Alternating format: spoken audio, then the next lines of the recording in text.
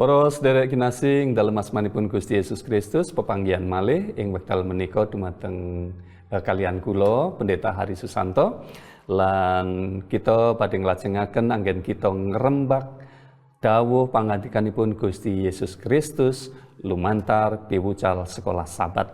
Lan ing sakmenika kita badhe ngrembak piwucal ingkang kaping 11 nganti ira-iran urip ing negeri Kanaan.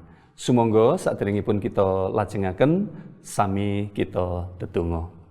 Duh Gusti, mugi Roh Suci peparing paduka lumantar dumateng kawula lan paduka paring pepadang anggen kawula badhe nyinau dawuh pangandika paduka ing wekdal menika.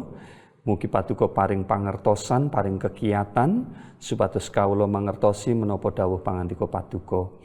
Lan kawula saged ngestokaken wonten ing gesang kawula.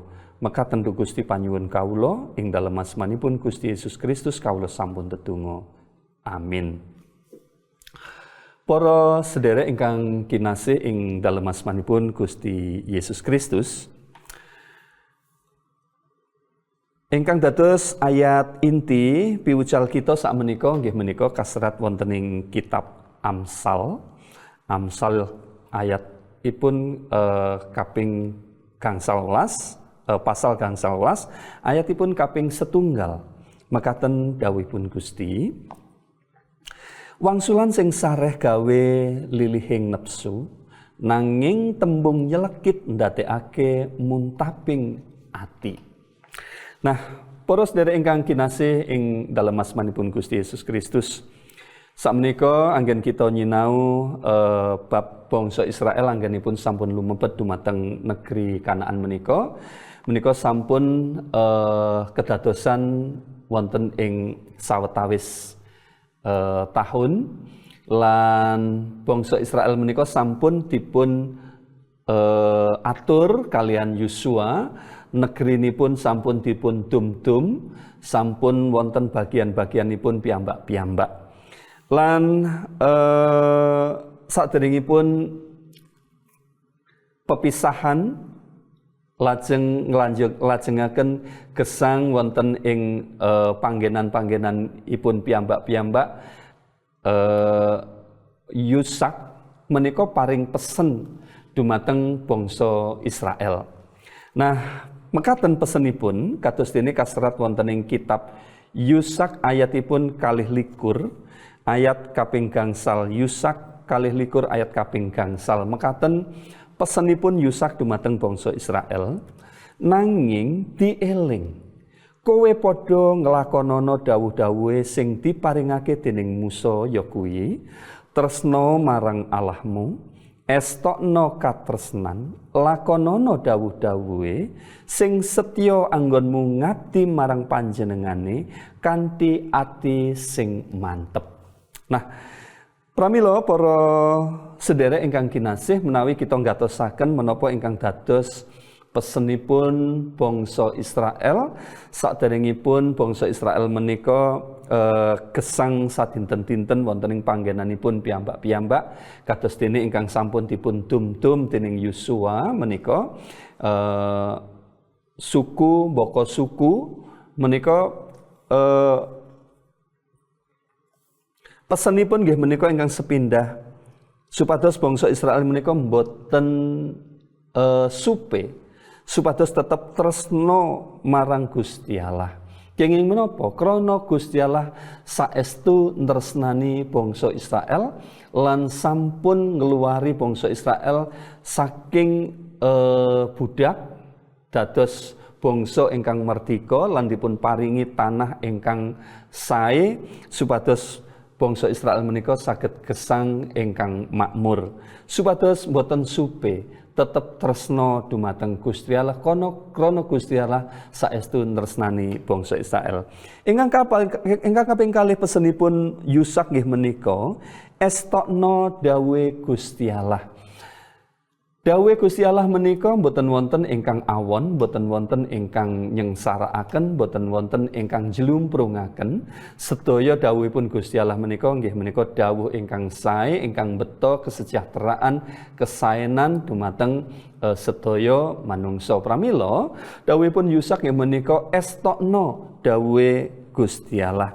Lajeng dawuh ingkang salajengipun nggih menika lakonana titah-titahe Gusti Allah, tumindakno kabeh titah-titahe Gusti Allah. Lajeng dawuhipun nggih menika setya tuhu marang Gusti Allah. Aja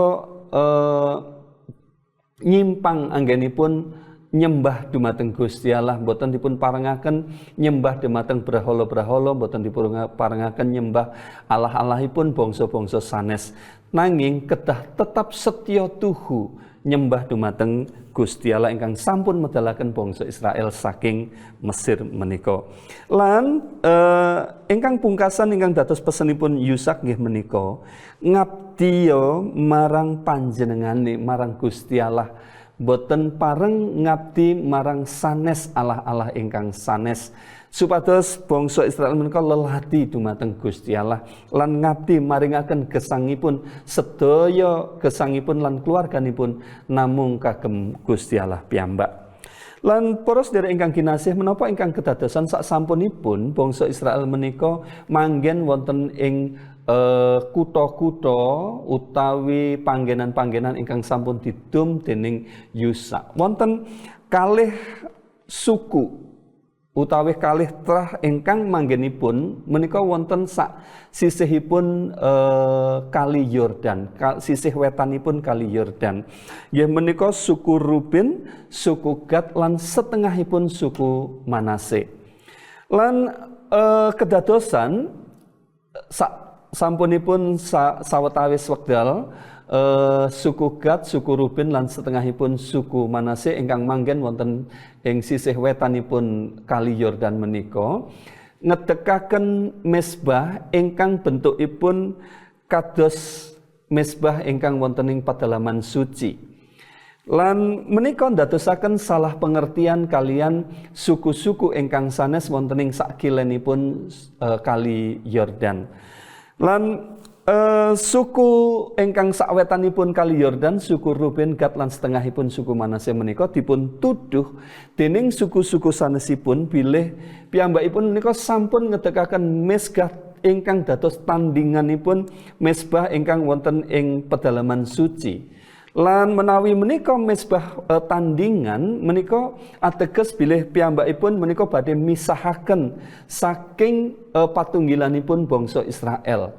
Utawi saged ugi mezbah menika kagem nyembah brahala, boten paring korban dumateng Gusti Allahipun bangsa Israel. Lan menika dados masalah ingkang serius wonten ing antawisipun bangsa Israel ingkang manggon wonten ing sakilene Kali Yordan lan bangsa Israel ingkang manggen wonten ing sawetanipun Kali Yordan.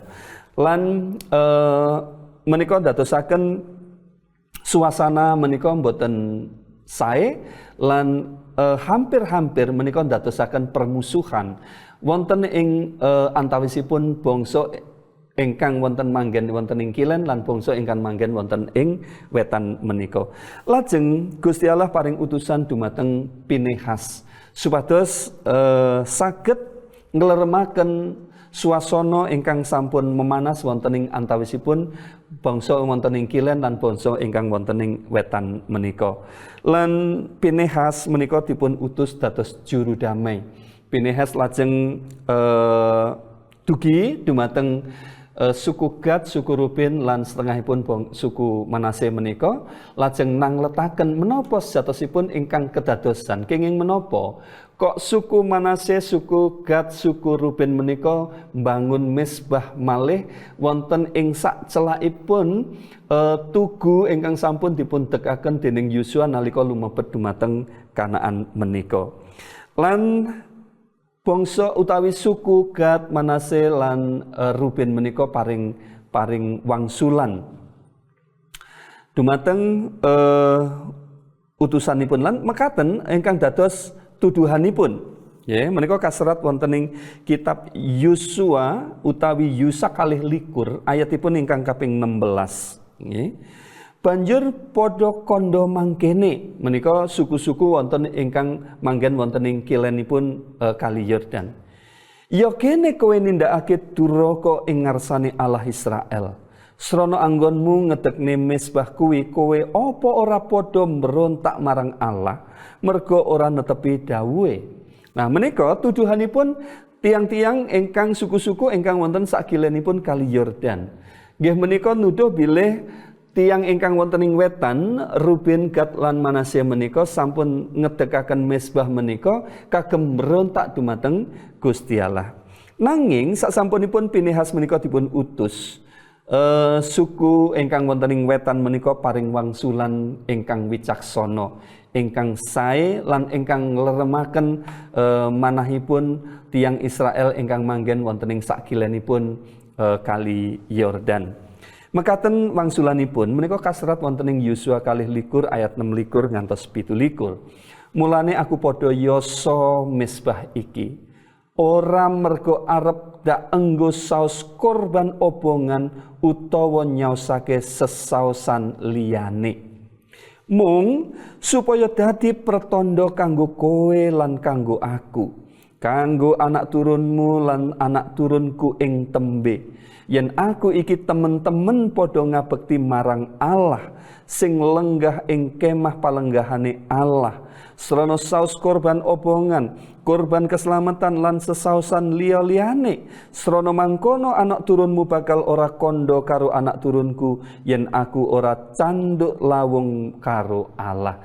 Dados menapa ingkang dipun jawab dening suku Gad, Ruben lan Manasye menika, kasunyatan bilih bangun mesbah menika boten kagem damel obong-obongan ingkang sanes utawi kagem Allah ingkang sanes, nanging minangka tugu supados dados pepeling ing antawisipun bangsa Israel ingkang wonten ing wetan utawi wonten ing kilen menika, bilih piyambakipun badhe tetep setya tuhu ngantos sak anak turunipun. Nah, menika sejatosipun maksud-maksud ingkang sae, maksud-maksud ingkang mulya ingkang sampun dipun tindakaken dening suku Ruben, Gad lan Manasye menika. Nggih menika ngedekaken satunggaling mesbah dados pangenget bilih piyambakipun lan ngantos sakturunipun tetep inget lan setya tuhu dumateng Gusti Allah. Nah, para sedherek ingkang kinasih ing dalem asmanipun Gusti Yesus Kristus, menapa ingkang dados piwucal kagem kita lan kagem pikesangan kita anggen kita gesang sesarengan kalian tiang ingkang sanes, gesang kalian sederek-sederek kita menika ingkang saged kita pundhut saking piwucal menika ingkang sepindah. Anggen kita wicanten utawi komunikasi kagem tiang sanes kedah kita tindakaken kanthi sae lan kanthi jelas supados mboten wonten salah pengertian kalian sederek kita utawi ingkang tiang ingkang sanes. Ingkang kaping kalih nggih menika mboten pareng kesusu mundut kesimpulan. Kados dene bangsa Israel ingkang wonten ing bagian kilen menika kesusu nyimpulaken bilih tiang Israel ingkang wonten ing wetan menika sampun ngedekaken mesbah kanggem brahala. Kasunyatan bilih mesbah menika mboten kagem nyembah brahala nanging kagem pepenget bilih Gusti Allah menika Gusti Allah ingkang badhe dipun sembah lan Gusti Allah ingkang sampun paring pitulungan kagem piyambakipun. Dados ing pigesangan kita sering utawi asring kita menika kesusu anggen kita mendhet kesimpulan.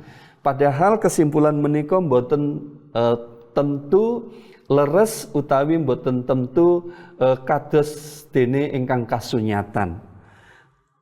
Ingkang kaping 3, piwucal ingkang badhe kita pundhut nggih menika, kita kedah pikir-pikir rumiyin, kedah dipun gagas-gagas rumiyin saderengipun kita tumindak.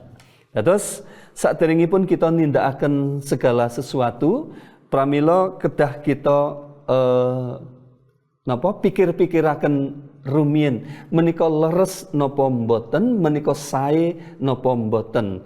Dados boten kesusu kita tumindak saderengipun dipun pikir, nanging dipun pikir rumiyin saderengipun tumindak.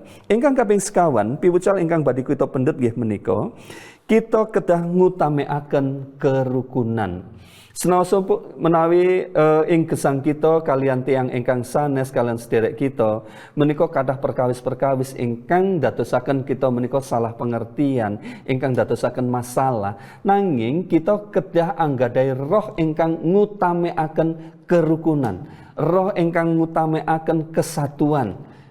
Menika rohipun Gusti Allah ingkang tentu betahaken roh pengorbanan lan roh pengampunan.